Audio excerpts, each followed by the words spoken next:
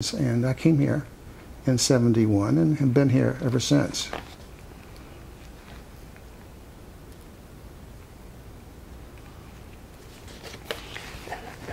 How did you, what was your impression of the University of Colorado and the city of Boulder? Well, when I first arrived, I came here for my recruitment visit.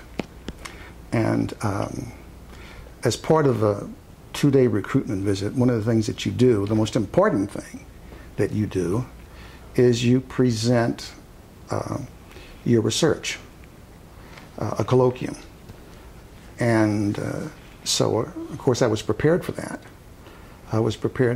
And it occurred in the afternoon of my first day. Well, first, coming from Birmingham to Boulder, the altitude was quite a factor. So by the time the afternoon came, I was a little bit tired, but obviously working on nervous energy. I had to give my colloquium in the UMC on the 4th floor.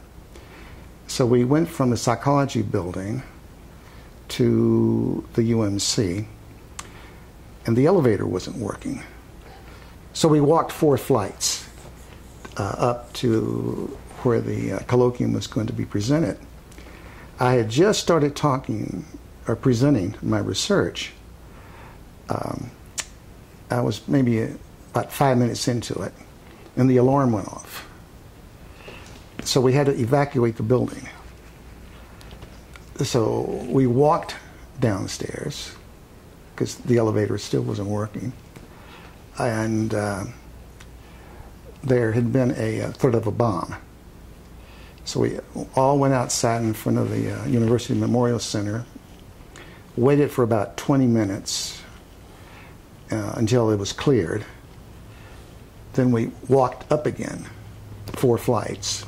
So by the time I was starting my colloquium the second time, I was exhausted. But somehow I got through it. And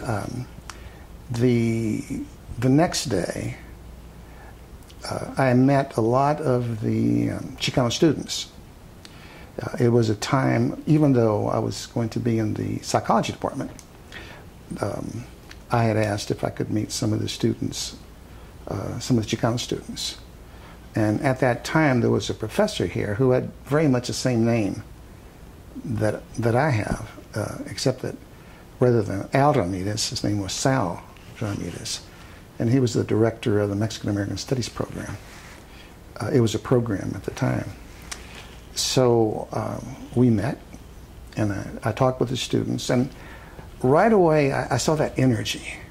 It was a time of the student movement, the civil rights movement, the Chicano movement.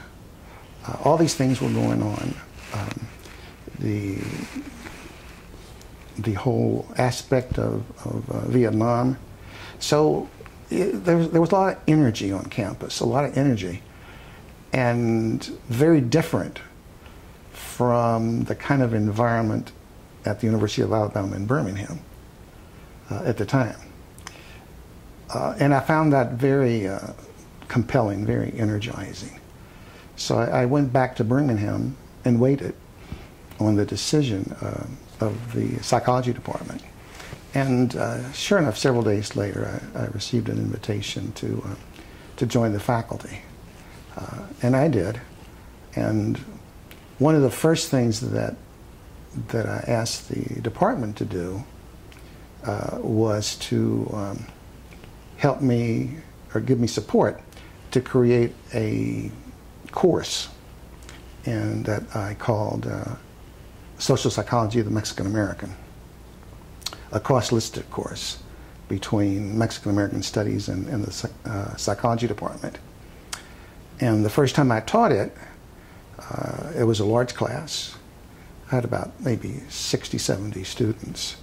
It was a 300 level course, a junior level course. And I found it, in doing the research for the class,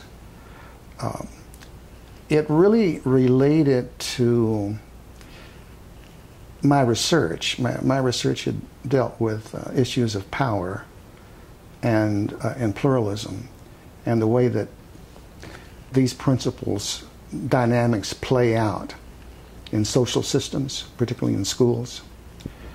And as I began to do the research for my class, and also looking at the context within the university in terms of what was happening at the university with respect to how the university was dealing with this influx of Mexican-American students, which was very different. Up until the 60s or so, even in the late 60s, there were a handful of Mexican-American Chicano students at the university.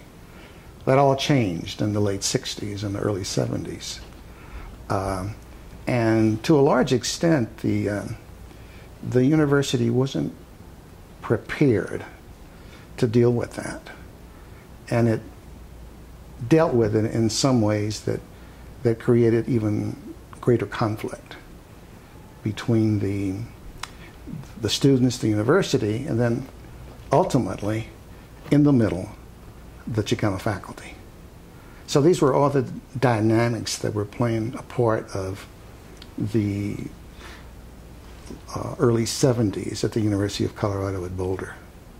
And in fact, later on, you think generally of the Chicano movement as something that began in Denver with Jorge Gonzalez and in the public schools there. But to a large extent as well, Boulder, the University of Colorado at Boulder, became a focal point of what became the Chicano student movement, because as more and more students of color began to arrive at the university, they protested the conditions at the university, the fact that there were very few Chicano faculty, very few black faculty. There were basically no courses in Mexican-American